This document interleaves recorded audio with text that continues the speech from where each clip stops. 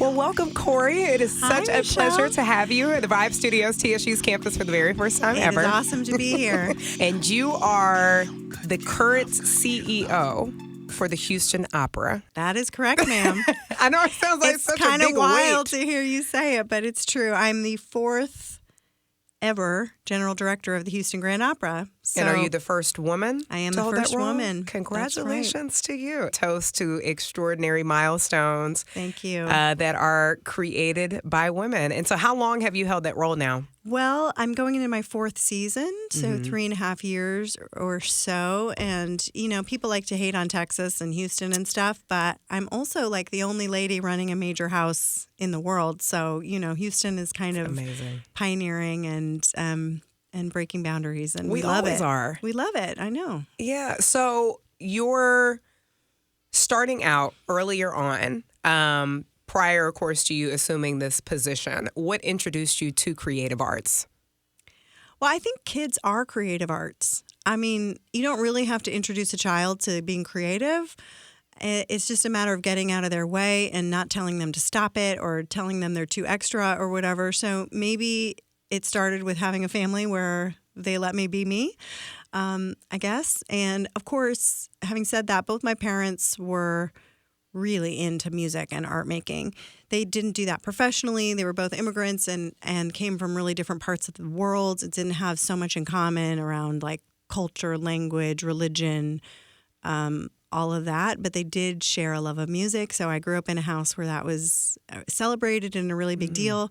I found my way to the stage of an opera when I was probably 8 years old, singing in the children's chorus at LA Opera, where I grew up. And I guess I just sort of felt at home backstage ever since and never stopped. Were you a natural vocalist or you had to do a lot of training at the age of 8? Yeah, you got to train. You got to practice just like any athlete or any specialist of any discipline. It takes a lot of figuring out your own physiology. Of course, the mental game in performance is really important, how you're going to respond. So I had wonderful teachers and wonderful training and coaches all through my childhood. And then I received a degree in opera performance from the New England Conservatory of Music in Boston, came back to California to do my graduate work and doctoral work at UCLA. So a lot of training. But of course, the best training is just doing it, just being around great people, being inspired by great singers. And, you know, ultimately my singing career was just preparing me for what I do now, which is to try to create an environment where artists can do their best work, where they have the resources, the space, the respect, and the material they need to be great. And that's my job. How do I every day show up and inspire in an environment that's going to support them in achieving greatness? And that's a pretty cool job, actually. Absolutely. And the first woman to do it. So again, a toast to you. So music is the universal language. Wherever you are on the planet, galaxy, it might be a different genre that we haven't even tapped into yet culturally. Genre is a funny little concept. So you said that both of your parents were immigrants. So where is your background? So my father is from India, and he, you know, did his undergraduate training in chemistry, then got a scholarship to study in the U.S., came over on a boat in his 20s. My mother was actually born in Indonesia during World War II, so it was Japanese occupied at the time that she was born. So she actually was born in kind of a war camp, and then after the war ended, her family went back to Holland, and then they emigrated to the United States so her dad could pursue a career here in polymer chemistry. So, yeah, my parents met in the 60s in Ohio, and they were like, let's get out of here, bought a VW Bug and drove to California to start a new life. And yeah, they're both passed now, but I feel them with me all the time. When I hear a piece of music or I see a young performer, maybe high school age. We did Sound of Music last year, and there were 550 kids from Houston who came out to audition, and I got to see them all with their parents, and just live that whole dream again and again of seeing parents who just want to support a kid who has an interest, who has curiosity. A lot of what we do at HGO is around engaging young people. We've seen arts education and music education fall away from public school curriculum for 2 generations now, and that has real impacts. I'm not here to hate on STEM, but I do think as we get more kind of fractured as a society, as we have a harder time grappling with identity and just who we are as a society, the arts have a really important role to play in helping young people sort out those big feelings. And I know for me, I could be free and explore those emotions in a way that I could when I was making music that I didn't have any other outlet. And whether you go on to do it professionally or not, I just think it's a human right to be able to engage in creative enterprise, to have that agency, to have somebody say, I see you, I see who you are, I see what makes you special. And so it's an important part of the culture to keep alive, just making sure that the arts are vibrant and thriving in any great city. I couldn't agree with you more. One way I always like to say is it helps you to find your voice, or That's helps it. the voiceless to find their voice. I have friends who are performers in spoken word and theater, and by no means are they a public speaker, but when they are on a stage and when they have a mic in front of them, they completely transform. And so being able to creatively express yourself, I am an avid believer in that. And it just helps and it contributes to every other part and area of your life. We do a great concert every year that sort of celebrates the contribution of Black artists in opera. This year featured the great choir from TSU, and we call it Giving Voice because let's give voice to our stories. Let's give voice to that which makes us special, both as individuals and as a community. And Houston is just here for it. There's so many different types of voices here.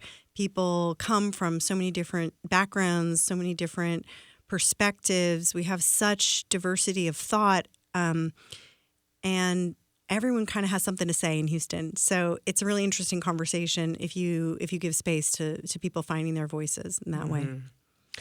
So Generation Z, and I want to say Gen Alpha, who comes after Gen Right, Z. those are my kids. My kids are alphas or polars or whatever they call them. Right. It might even be something else tomorrow. Yeah, right. They look at opera as somewhat of a pastime. And so I'm interested to know, because you kind of see certain people trying to incorporate things that welcome these younger generations into the culture by trying to expand that culture. And so when it comes to that, how are you trying to work with the Houston Opera to do that in terms of just trying to, I think, gain more attraction from younger generations versus the clientele that you already serve? It's such a good question. I mean, I think the first myth is that like people assume opera is this long, boring thing for old, white, rich people. So that's probably true-ish. And we'll get into that in a second. But what's more true is they just never even thought about it at all. And they don't know that there's an opera company in town. They don't know what that even is. They never have thought about it or been invited to think about it. And so our first job is just sort of elevating the visibility of what this means, what the word means. And then you can start, diving into like, well, who's it for, right? Mm-hmm. And the who's it for is really interesting because opera has for a long time catered to a really specific demographic, a socioeconomic status, a profile, and kind of at the expense of everything else, prioritized maintaining a tradition from the past, from the European canon, from really specific works of art that are, I'm not here to hate on those works. They're great.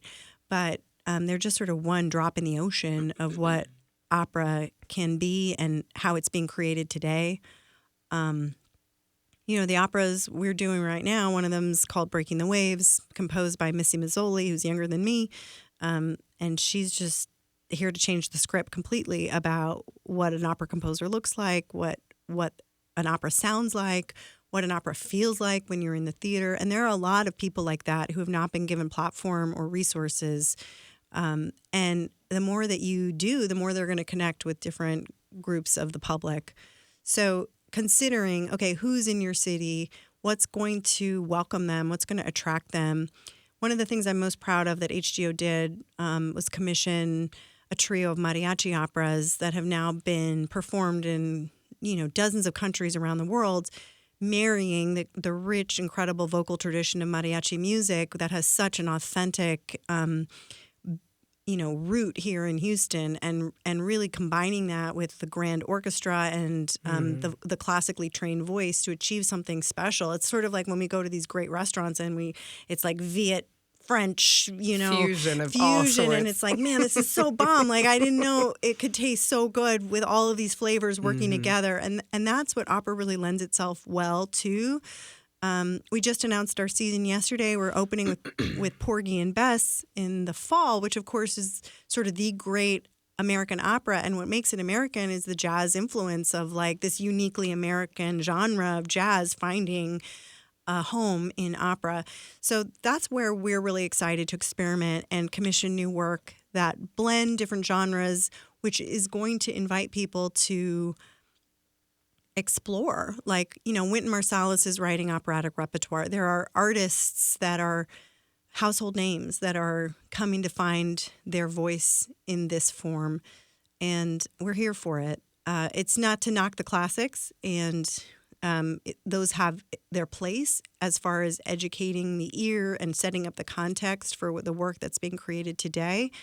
But there's certainly a lot more we can do to make sure that we're addressing the needs of the whole community and not just one section, especially when that section is an increasing minority. Absolutely. I was actually going to ask you your thoughts about like Hamilton, the production they had where they were incorporating the classical with hip hop in there, which I actually think they're bringing that production that's here to Houston. Yeah. And so where you talk about meshing these fusions of culture together, that's going to be really exciting. What is so great about Hamilton is that, time, context, centuries, like these things can remove us from one another. And, when you read the letters of Jefferson, it's very difficult to feel like this guy's like me, right? Because his whole frame of reference was so different and the context is so different. But Miranda's piece really taps into like the truth of what those people were going through in that experience. And those are things that we can relate to, right? Like the loss of a child or a moment of resistance or, this sort of, I feel like it's happening now, like this inflection point in a culture where what the status quo and the power struggles are not sustainable and like there's a uprising, right? So a good piece of art can help you see all the ways that we're the same, all the ways that human experience is shared. And all of a sudden the context of powdered wigs or whatever you're wearing or whatever is less important than that emotional truth. And so how do you build that practice? I think now those kids that see Hamilton will have a different lens on reading a Jefferson letter because they will have understood the emotional truth behind it. And they'll have a way to explore history that feels more familiar and also organic to them. So since you are assuming this first major role, first woman of a major opera house in the world, what is the weight that you feel with that? I feel no weight. No. Oh, no weight at all. No, okay. I mean, look, I'm here to do my job. I'm here to be worthy of my daughter's imitation and of their pride. I'm here to uplift my community. And the firsts and all of that is like, it is what it is. We're all the first at something. I never want to feel like my identity, my gender is why I have a job. And I never want to think about that as sort of the defining feature of my tenure. So I'm not comparing myself to anybody else because no one else has been in this position at this moment in time. No one else has grappled with the decisions. We've got work to do. We when I started, it was COVID and we were shut down. So I was moving to a city where I knew no one, where I had never been, uprooted my family, told my husband he'd have to find like a way to make it work here. And we had to open the theater and get back to work. And 3 years later, the company's thriving and we're welcoming more people to opera. So I don't feel the weight I feel is about that. The weight I feel is about my responsibility to the community and to this art form. And I know that I'm a strong and accomplished woman. And I know that there are other strong, accomplished women who've helped me along the way. And my responsibility is to who's coming next, how I can uplift them, how I can find them wherever they are in their careers and give them the push and the affirmation that they need to be their best. But I'm not worried about legacy yet. Too busy. Yeah.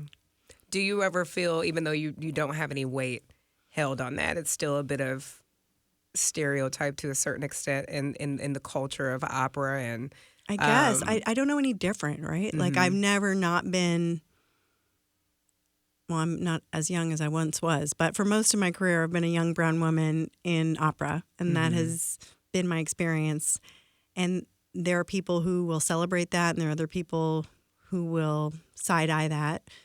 And I mean, that's for them to worry about. I know that the organization, I represent 1,200 people that work for the opera company, and I represent core values, and I represent an art form, and that will go on after me, long after me.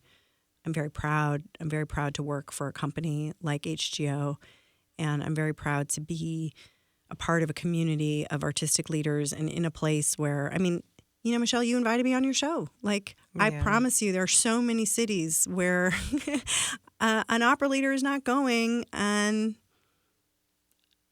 this show. And how cool, like how absolutely Houstonian that you and I are having this conversation, that I have the opportunity to meet you and thank you for what you put, the positivity you're putting into our community, what you're doing to uplift me. That's just really special. So it's a gratitude feeling, not a pressure feeling. And I do think, you know, these barriers were made to be busted through. Amen to that. I love that. Do you still train your voice? No. I don't. I mean, I sing because, you know, I sing. And as a parent, and, you know, you're always kind of singing and embarrassing your kids and being silly.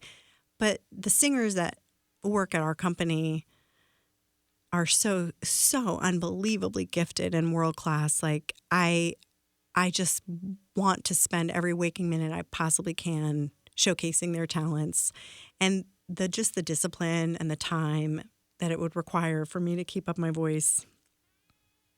I left that behind a while ago, and I don't really miss it that much because I'm around these incredible artists who inspire me every day and fill my cup. But you know, every now and then if there's an anthem, you hear me in the back. In the back or in the shower, right? doing weekly chores. Yeah. I had a good friend. She became a judge, and she said, "Will you sing at my investiture?" I said, "No, but I know just the kid who can." So when it comes to you having to train your voice, which is very similar to you having to train in sports for you to be able to elevate, to break through into a new realm of talent. Yeah. Can you really be all that you want to be when it comes to a singer, or do you feel as though genetics and the voice that you were given when you were born with is going to? Oh, I mean, it is like restrain 99% genetics, honestly. Okay. I mean, especially in opera, because I'll tell you why. Not always, but for the most part, we don't amplify the voice. So when you come to one of our performances, what you're hearing is just sort of no microphones, just the raw, natural sound. And in our theater, we have 2,200 seats. There's a chorus of probably, 80 people. There's an orchestra of maybe 90 people. And they're all singing and playing pretty loud. And your voice has to carry not only filling that auditorium with thousands of seats with no microphone, but also over the orchestra, over the chorus. And so the number of humans that can like put out that kind of sound in a technically solid way, in a repeatable way, and in a beautiful way, that's kind of a needle in a haystack. And so, we receive video submissions from all over the world, like probably 1,200 videos a year for maybe 1 or 2 spots in our training program. So yeah, we're just sifting through and we can find them, we find them in China and they don't speak English and they've never left mainland China, and we bring them here and teach them English in 6 weeks. Or we find them in Armenia and there's some government conflict going on and I've got to write a letter to the president. Or we find them in South Africa and, you find the voice and the voice leads to the career. Yeah. But if you have all the training in the world, that doesn't get you that kind of special thing. And I think a lot about this, right? Because I hear a lot of auditions and I'm like, this is really beautiful and really good, but it's just not special enough to hold my attention for 3 hours, right? Yeah. And so, we're looking for that world-class star power. And then my job is to make sure that if you have that there's work for you, that there's a career for you, that there's a public for you. Because back in the day, everyone knew Maria Callas. Everyone knew, these opera singers were celebrities. Pavarotti, got mobbed on the street. That's not the case anymore, right? Because we've kind of lost the thread with the public. And a lot of it has to do with kind of the decline of the record industry and all kinds of things that I won't get into. But we haven't kept up with how people are consuming art and culture today, which is on their phones, is on short form video, it's social media. And without a concerted effort and strategy for how you're going to poke through and really build a fan base, there's just the risk that all these great talents will end up becoming accountants or real estate agents or, something else. And so I feel like, I got to make sure that we preserve a company so that if someone is born with that God-given ability, they can express it. I'm glad that you mentioned streaming. Streaming has definitely impacted the music industry. Would you say that opera is bulletproof to that? Oh, no, I would not. Really? No, I would not. No, I would not. And I don't even know what to say about it, except to say some things are slow. There's slow food. You want to make you want to make stew, you want to make boeuf bourguignon, you want to make gumbo. That's a commitment. That takes a couple days. When I make chicken curry, it takes me 8 days. So, and streaming is really a fast pace, pan-fried situation. And so we've struggled, I think, to figure out how do you extract something that should take time, that should take deep thought, and should take work, frankly. If you're going to enjoy an opera, it's because you're going to listen to the score before you go. You're going to understand a little bit about the period in history, and you're going to do some work on kind of what the themes of the piece are, and you're going to be educated. And all of those things take time, which is why I think that the traditional entry point for opera is 55. People's kids leave the nest, they start getting more curious, they start, enjoying their own self-enrichment, and they find their way into this art. Whereas when you're hustling and you're busy and you're in school and you're, trying to put a roof over your head, you don't have time for all that. So the pace of modern life, the way that we consume things so quickly and so the click, click, click, click, click, we haven't cracked that nut for how to get people engaged and inspired around classical music yet. And it's a huge challenge. It also is self-fulfilling because people's attention spans are getting shorter and shorter. And the algorithms are feeding up a lot more negativity than positivity. So it becomes that much harder to kind of poke through. But the secret that I found is really telling the stories of these performers. When you meet a young person who's an inspiration to their hometown, who has found their way to Verdi, even though they've had nothing in their life and no one in their family has gone to college and nobody, and they don't have any agent, any influence. No, if you meet a person like that, that's still makes people stop and say let me be inspired by this person. So we live stream our annual vocal competition because it showcases young people from all over the world who are chasing their dreams, and that's the best commercial ever. Khori, how did you set your intention on the role that you have now? Was it recommended to you? Was that your goal all along, from your training to school to? No, I think one of the benefits of having someone with a different perspective than you've had is that they bring different priorities and they view the world a different way.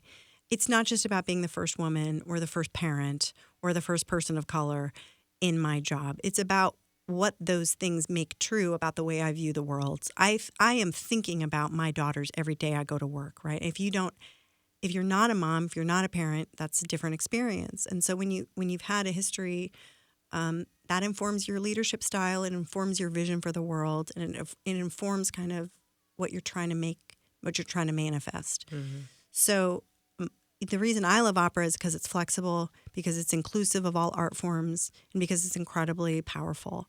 And as I see the world become more fractured and, frankly, a little bit less informed, a little less educated, I feel like there's an important role for me to play in pushing back against those forces and calling on people to be intellectually curious, calling on people to be rigorous, serious, and joyful, calling on people to embrace beauty, and also making sure there's no barriers. Like, there is a $25 ticket at every performance at Houston Grand Opera, and if that cost is a barrier, we want to hear from you.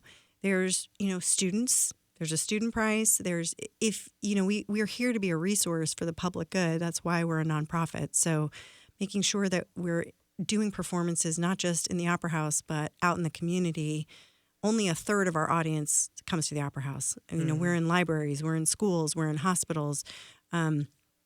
We did an opera about the experience of the unhoused in a shelter. We've done all kinds of things all over the place to make sure that we're serving a wide swath. And that is, to me, not just a Khori mission, but that's sort of the big idea behind how you really create a sustainable model for an art form from centuries ago.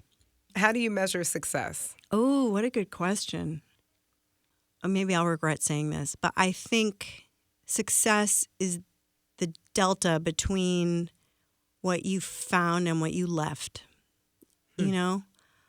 Like if you inherit a situation and you can look back after your time and after your effort and after your accomplishment and see really specifically the difference between what would have happened without you and what has happened as a result of your intervention. And so I guess success is change. I guess success is forward momentum. I guess success is outcomes that have impact, and also that you did it in a way that you can live with and feel proud of, that you held true to your internal compass, your ethics, the way you want to be in the world, the way you want to experience other people. That's success to me. And, practically what I tell my kids is like success is options. Like you want to be in a situation where you feel empowered and you have agency in the world and you can sort of dictate your own path and no one's telling you how it's going to go. Now, I know that you mentioned you don't want to go and dive too deep into a legacy. Not yet. However, I do want to ask you in closing, Khori, when it comes time for you to transition away from this position, what would you say is the one thing that you definitely want to walk away feeling as though you accomplished this? Well, my big goal is to make sure that Houston knows and feels proud to have Houston Grand Opera in it, and to know and feel certain that it will be here for generations to come. I love it. I think we can teach New York a little something about that. And also too with kids, because I know you briefly mentioned it earlier, but what do you think is going to be as impactful with really drawing in these kids to what the art and the importance of opera is? I think it has to be participatory. I think kids don't want to sit back and watch something or have grown-ups tell them something or, ask them to observe something. You've got to involve them. They have to feel like they themselves are creating. They themselves are contributing. And we all need that. It's call and response. There's an audience energy that goes across the footlights to the performers, and the performer feels it and gives something back. So those kids need to be a part of that exchange. And I think too often, we stuff them in a suit or, some tights and we sit them down and turn out the lights and shh, and That doesn't work. That's not how their brains work. That's not how they learn. Mm-hmm. So inviting programming for kids where they can explore things with their hands, with their voices, with their bodies, where they're welcome to be who they actually are instead of having to pretend they're somebody different. That's I think the key. Hey, Houston. Khori Dastoor, General Director and CEO of Houston Grand Opera. It's me versus me.